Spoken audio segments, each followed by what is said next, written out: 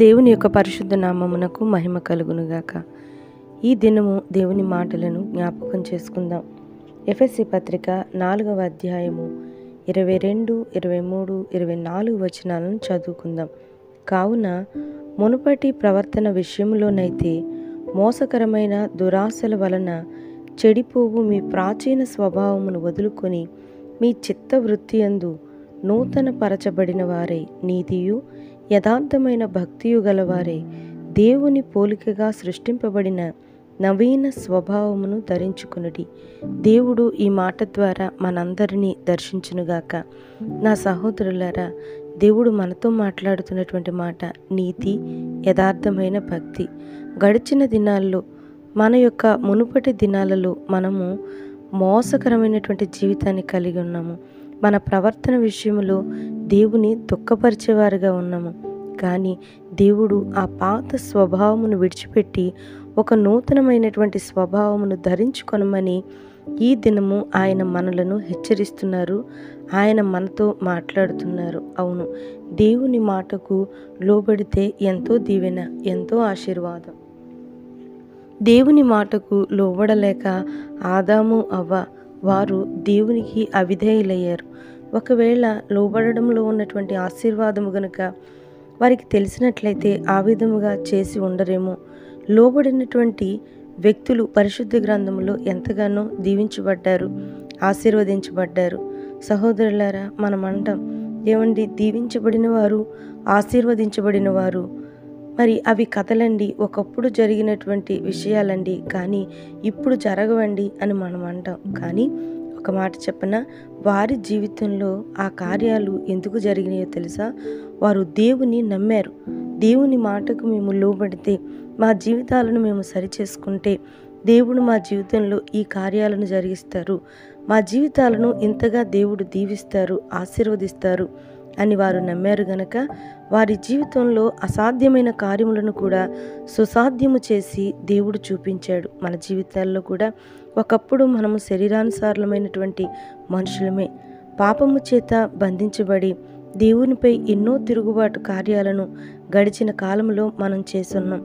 కానీ ఏదో ఒక పరిస్థితిలో సాతాను చేతిలో మనము చిక్కుబడిపోయినప్పుడు దేవుడు వీరు పాపంలో బ్రతుకుతున్నారు అని మనల్ని విడిచిపెట్టక, నా మాట వినే మనుషులు కాదు అని మనలను త్రోసివేయక, ఒక మంచి సమరయునిగా ఆయనే మన దగ్గరకు వచ్చి మనలను బాగు చేసి పూటకోళ్లవాడైనటువంటి దైవజనునికి నిన్ను అప్పగించాడు. అవును, నీవు ఏ మందిరానికి వెళుతున్నావో, ఏ దాసులు నీ కొరకు ప్రార్థన చేస్తున్నారో, ఎవరు నీ కొరకు భారము కలిగి దేవుని యొక్క మాటలను నీకు అందించి ఆయన రాజ్యమునకు నిన్ను సిద్ధపరుస్తూ ఉన్నారో వారే దేవుడు నీ కొరకు ఏర్పాటు చేసిన పూటకూళ్ళవారు. అయితే నా సహోదరులారా, దేవుడు నిన్ను బాగు చేశాడు, నీకు దేవుని యొక్క వాక్యాన్ని తెలియచేశాడు, నీవు ఎలా బ్రతకాలో నేర్పించాడు, నీ ఆత్మ నరకానికి వెళ్ళిపోకుండా కాపాడాడు. ఒకప్పుడు నీకు దేవుని యొక్క వాక్యము తెలియదు, కానీ ఇప్పుడు దేవుడు తన దాసులను నిలవబెట్టుకొని నీకు ఎంతగానో వాక్యాన్ని బోధించారు, ఎలా బ్రతకాలో తెలియచేశారు. ఇప్పుడు కూడా వాక్యములో బ్రతుకుతూ, వాక్యము వింటూ, దేవుని సన్నిధిలో కొనసాగుతూ ఇంకా మనము లోకానుసారంగానే బ్రతికితే అది దేవునికి దుఃఖాన్ని కలిగించే విషయమనే సత్యాన్ని మర్చిపోవద్దు. అవును, మనం అదే పాపంలో బ్రతుకుతూ మన జీవితాలను, మన మార్గాలను మార్చుకోకుండా మనము అదే మార్గంలో చనిపోయినట్లయితే దేవునికి ఆ సంఘటన ఎంతగానో దుఃఖాన్ని కలిగిస్తుంది. సహోదరులారా, చాలామంది ఇలా అంటారు, నేనే తప్పు చేయట్లేదండి, నేనే పాపం చేయట్లేదండి, దేవుని యొక్క మందిరానికి వెళ్తున్నానండి, దేవుని సన్నిధిలో నమ్మకంగా ఉన్నానండి, దేవునికి ఇస్తూ ఉన్నానండి అని చాలామంది అంటారు. అయితే మనలో ఉన్నటువంటి లోపాలు, మనము ఏ పాపంలో ఉన్నాం, ఏ తప్పులో ఉన్నామని ఏ మనుషులు మన దగ్గరకు వచ్చి చెప్పవలసిన అవసరం లేదు. కానీ వాక్యం అనే అర్థము మన ముందుకు వచ్చినప్పుడు మనం ఏ తప్పిదములో బ్రతుకుతున్నామో ఆ వాక్యమే మనకు స్పష్టంగా చూపిస్తుంది. చూడండి, గలతీ పత్రిక 5వ అధ్యాయము 19వ వచనాన్ని చదువుతున్నాను. శరీర కార్యములు స్పష్టమై ఉన్నవి, అవేవనగా జారత్వము, అపవిత్రత, కాముకత్వము, విగ్రహారాధన, అభిచారములు, ద్వేషములు, కలహము, మత్సరములు, క్రోధములు, కక్షలు, భేదములు, విమతములు, అసూయలు, మత్తతలు, అల్లరితో కూడిన ఆటపాటలు. అవును, ఈ మాటలను మనం చూస్తున్నప్పుడు ఇందులో ఏదో ఒక దానిలో ప్రతి వ్యక్తి కూడా బంధించబడి ఉన్నాడు. ఒక విషయంలో మనం అన్ని విషయాలలో నీతిగా బ్రతుకుతున్నప్పటికీ కూడా ఏదో ఒక విషయంలో మనము తప్పిపోయేవారుగా ఉన్నాం. మనము ఇలాగున బ్రతకకూడదు సుమా. మనము నీతిని, యథార్థమైన భక్తిని కలిగి జీవించాలి అని దేవుని యొక్క వాక్యము సెలవిస్తూ ఉంది. చాలామంది అంటారు, నా జీవితం నా ఇష్టం వచ్చినట్లుగా నేను బ్రతుకుతాను అని అంటూ ఉంటారు. ఒక్క మాట చెప్తాను, మన జీవితం మన ఇష్టము అని మన ఇష్టానుసారంగా మనం బ్రతికితే మనకి ఇష్టము లేని చోటికి వెళ్ళవలసి ఉంటుందంట. అదేంటో తెలుసా? నిత్య నరకం. అక్కడికి వెళ్ళేవారే కానీ తిరిగి వచ్చే శక్తి ఎవ్వరికీ లేదు. నా సహోదరులారా, దేవుడు నీవున్నటువంటి ఆ యొక్క చెడ్డ మార్గంలో నుండి, ఏ విషయంలో నువ్వు తప్పిపోతున్నావో ఆ మార్గంలో నుండి నిన్ను బయటకు తీసుకొని రావటానికి, నిన్ను సరి అయిన భక్తి జీవితంలో నడిపించటానికి, నీతిగల మార్గమును నీవు ఎన్నుకోవటానికి ఎన్నో మార్గముల గుండా ఆయన నీతో మాట్లాడుతున్నారు. దైవజనుడు వాక్యము ద్వారా కావచ్చు, ప్రవచనము ద్వారా కావచ్చు, దర్శనము ద్వారా కావచ్చు, నీతిమంతుల ద్వారా కావచ్చు, నీ సంఘ బిడ్డల ద్వారా కావచ్చు, నీ ఇంటి వారి ద్వారా కావచ్చు, నీ ఇరుగు పొరుగు వారి ద్వారా కావచ్చు, ఇదిగో ఇలాంటి దేవుని మాటల ద్వారా కావచ్చు. దేవుడు నీతో మాట్లాడుతున్నప్పుడు, అయ్యో నేను ఈ తప్పిదంలో పడిపోయాను, నా జీవితాన్ని నేను సరిచేసుకొని దేవుని మాటకు నేను లోబడతాను అనేటువంటి హృదయము నీకు రావాలని ప్రభు కోరుకుంటున్నాడు. దేవుడు సమయాన్నిచ్చినా, దేవుడు అవకాశాలనిచ్చినా దానిని మనం పోగొట్టుకుంటే మన జీవితాలు ఎంతో భయంకరము. పరిశుద్ధ గ్రంథంలో ఒక స్త్రీ, ఒక జంట ఉన్నారు. అయితే ఆ జంటను గురించి రాయబడింది. చూడండి, అపొస్తలుల కార్యముల గ్రంథము 24వ అధ్యాయము 24వ వచనాన్ని చదువుతున్నాను. కొన్ని దినములైన తరువాత ఫెలిక్సు యూదురాలైన ద్రుసిల్లా అను తన భార్యతో కూడా వచ్చి పౌలును పిలిపించి క్రీస్తు యేసునందలి విశ్వాసమును గూర్చి అతడు బోధింపగా వినెను. అప్పుడు అతడు నీతిని గూర్చియు, ఆశా నిగ్రహమును గూర్చియు, రాబోవు విమర్శను గూర్చియు ప్రసంగించుచుండగా ఫెలిక్సు మిగుల భయపడి, ఇప్పటికి వెళ్ళుము, నాకు సమయమైన నిన్ను పిలిపింతునని చెప్పాను. తరువాత పౌలు వలన తనకు ద్రవ్యము దొరుకునని ఆశించి మాటి మాటికి అతన్ని పిలిపించి అతనితో సంభాషణ చేయుచుండెను. 2 సంవత్సరములైన తరువాత ఫెలిక్సుకు ప్రతిగా పోర్కియు ఫేస్తు వచ్చెను.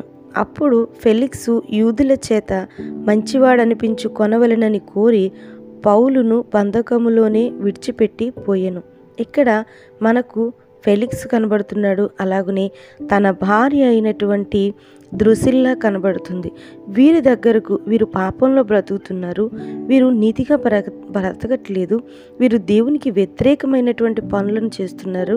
అయినను దేవుడు వారిని విడిచిపెట్టే ఉద్దేశం దేవునికి లేదు గనక పౌలును ఆ స్థలానికి పంపించాడు.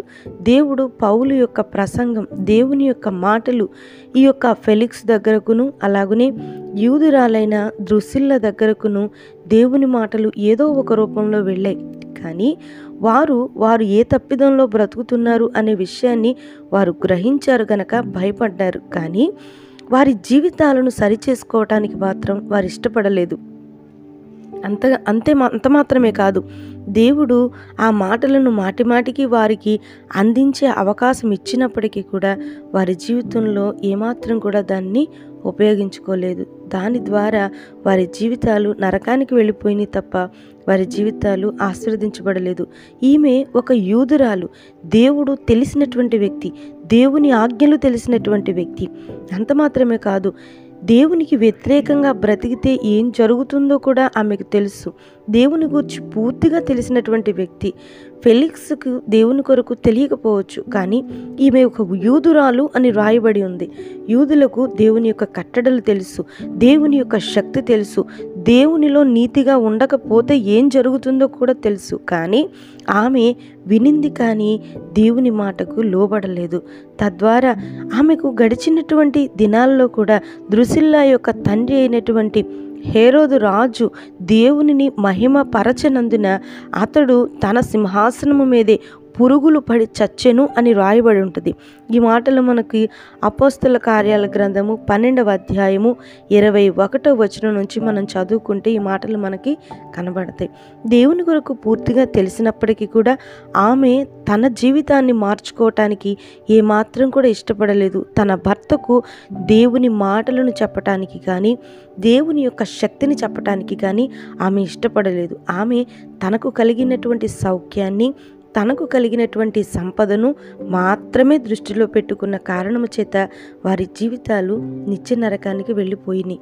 అయితే నా సహోదరులారా, ఒక మాట ఉంది, ఏంటో తెలుసా? నీటిలో పడిన ప్రతివాడు చచ్చిపోడు, ఈతరాని వాడు మాత్రమే చచ్చిపోతాడు అంటారు. అవును, పాపంలో ప్రతి వ్యక్తి పడతాడు. ఎంత నీతిమంతుడైనా, ఎంత నీతి లేనివాడైనా పాపంలో ప్రతి వ్యక్తి పడతాడు. ఎందుకంటే మనము మనుషులముగా గనుక.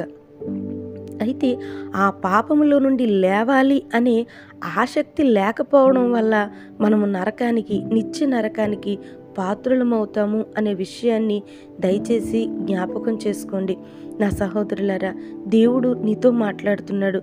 నీవు పాపంలో ఉన్నావు, నీవు నాకొద్దు, నేను నిన్ను ప్రేమించును, నేను నిన్ను ఆశీర్వదించును అని ప్రభు చెప్పట్లేదు. ఎందుకో తెలుసా? ఆయన నిన్ను ప్రేమిస్తున్నాడు. ఆయన నిన్ను ప్రేమిస్తున్నాడు కనుక ఆయన ప్రేమను తెలుసుకొని మనమందరము కూడా ఆయన యొక్క స్వరాన్ని విందాం. ఆయన తన రాజ్యములో మనలను చేర్చుకోవడానికి ఇష్టపడుతున్నాడు, మనలను బ్రతిమలాడుతున్నాడు. దేవుని మాటలకు మనము లోబడదాం. అట్టి కృప దేవుడు మనకు అనుగ్రహించును గాక. ఆమేన్.